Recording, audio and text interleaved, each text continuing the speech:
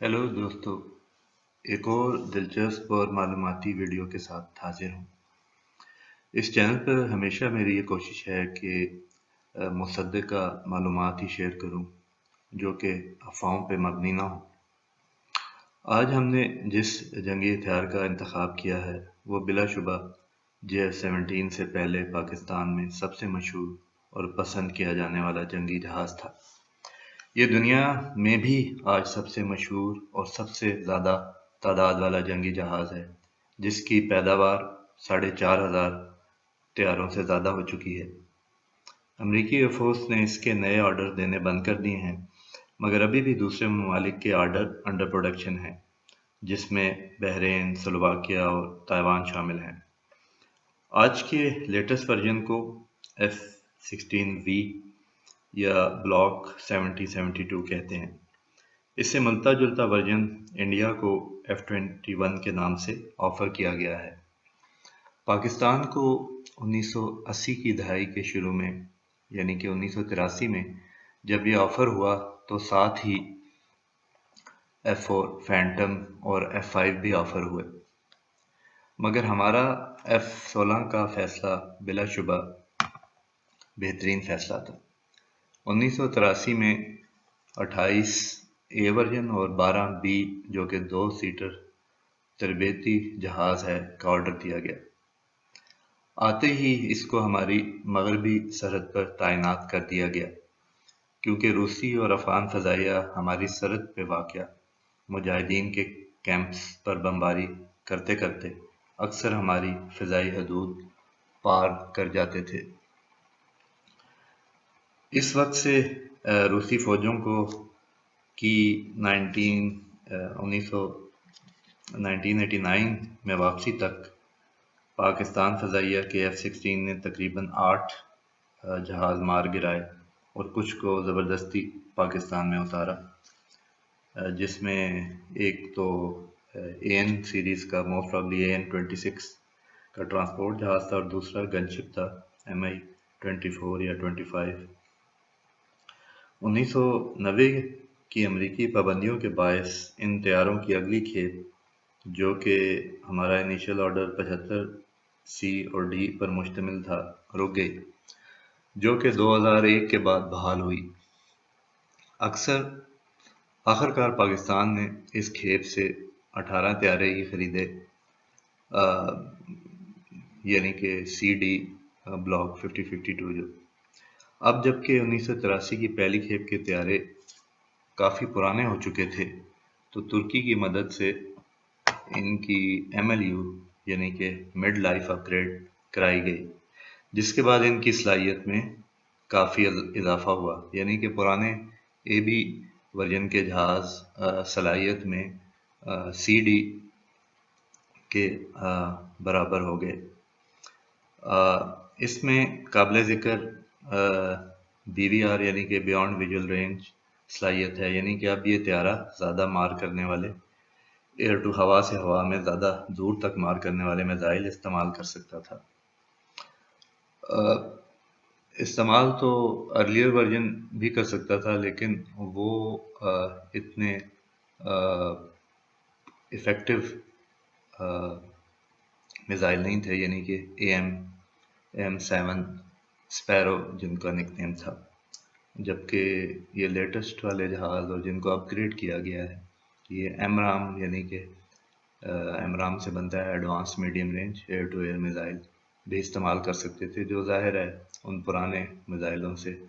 बहुत ज़्यादा बेहतर थे। और याद रहे कि ये तैयारे हमेशा ही हरावल दस्ते का काम करते रहे हैं। जब 1990 की दहाई के शुरू में काहोटा पर इंडिया और इसराइल के मुश्तरका हमले का ख़तरा था, F-16 और इसके पायलट ही यकीनी तौर पर हर लम्हा तैयार थे।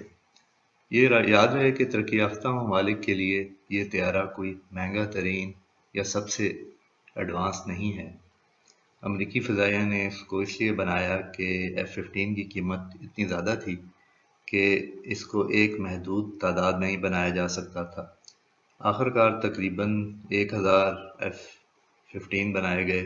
मगर F-16 की तादाद 3000 के قریب تھی، جو زیادہ سے زیادہ امریکہ کی فضائیہ اور ایئر نیشنل گارڈ جو دوسرے کچھ یونٹس ہیں ان میں 1983 میں یہ تقریباً $20 ملین کا تھا،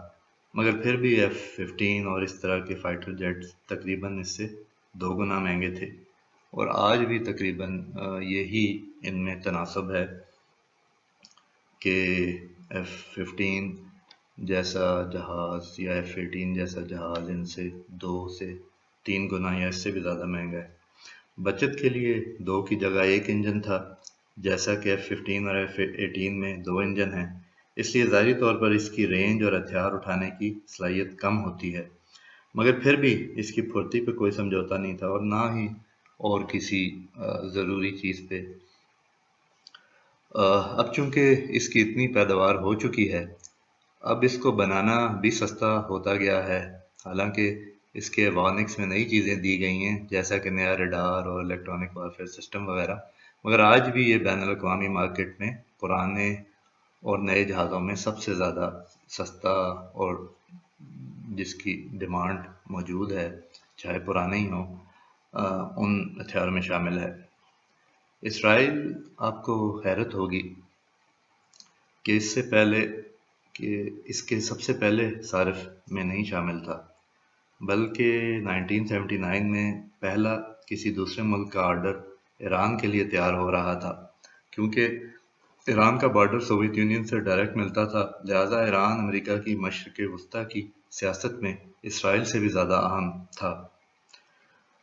1979 کے ایرانی انقلاب کی وجہ سے یہ آرڈر اسرائیل کے حوالے کر دیا گیا۔ جون 1981 میں اسرائیل نے آپریشن اوپرا کے نام پر 8 F-16 اور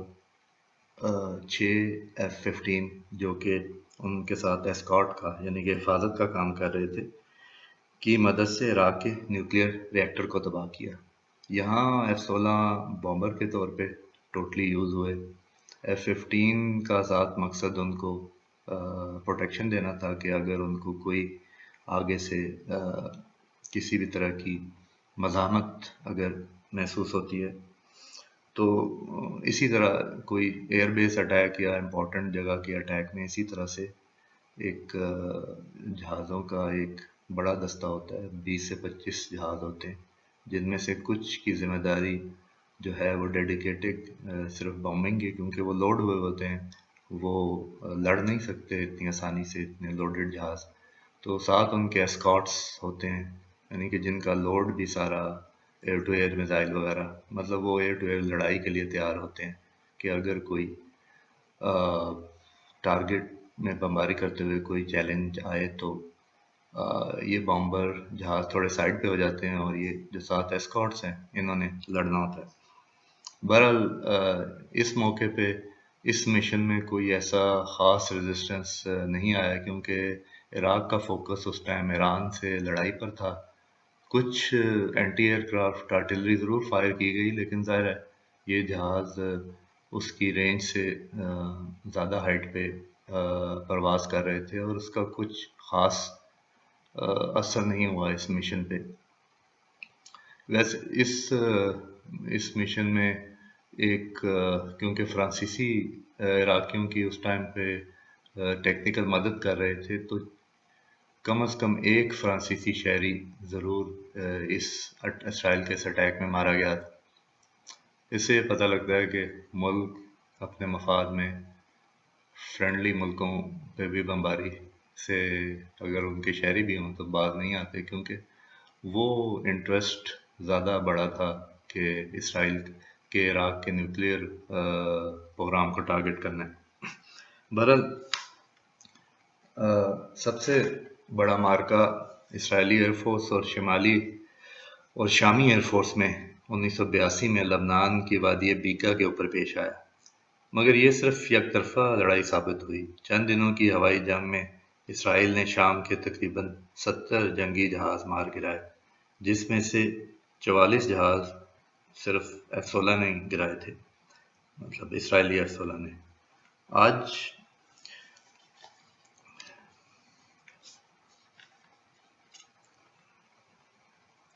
تک F-16 نے دنیا میں کل 67 جہاز مار گرائے ہیں، اس میں شامی جہاز بھی شامل ہیں۔ آج اسرائیل کے پاس 360 کے قریب F-16 ہیں، مگر F-15 صرف 85 کے قریب ہیں۔ مسئلہ وہی ہے جو کہ امریکی ایئر فورس کو پیش آیا تھا، یعنی کہ مہنگے F-15 کو کس طرح F-16 کی زیادہ تعداد سے متوازن کیا جائے، کیونکہ فضائیہ کو ایک خاص تعداد کے جہاز چاہیے، تو وہ سارے اتنے فائنینسز کسی بھی ایئر فورس کے، چاہے وہ امریکی ایئر فورس ہی ہو، یہ نہیں ہوتے کہ جو ان کی خواہش ہو اس کے مطابق اتنے ہی مہنگے اور اتنے ہی پرفارمنس والے جہاز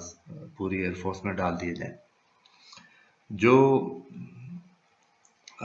F-16 اسرائیل کے پاس ہیں وہ F-15 کی طرح اسرائیل نے بڑے پیمانے پہ اپ گریڈ کیے ہیں۔ بعض میں تو اتنی تبدیلیاں کی گئی ہیں کہ ان کا وزن ہی تبدیل ہو گیا ہے، اور ان جہازوں کا لینڈنگ گیئر اس کے لیے پھر تبدیل کرنا پڑا،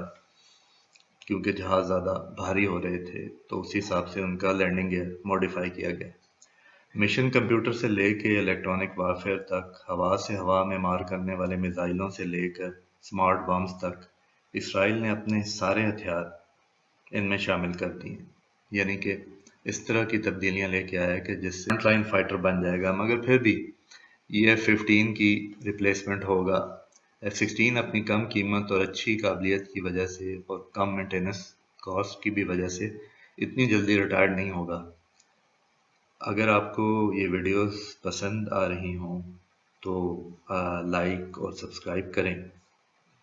تو ویورز، ٹیک کیئر۔ آئندہ کسی اور دلچسپ ویڈیو کے ساتھ آپ کی خدمت میں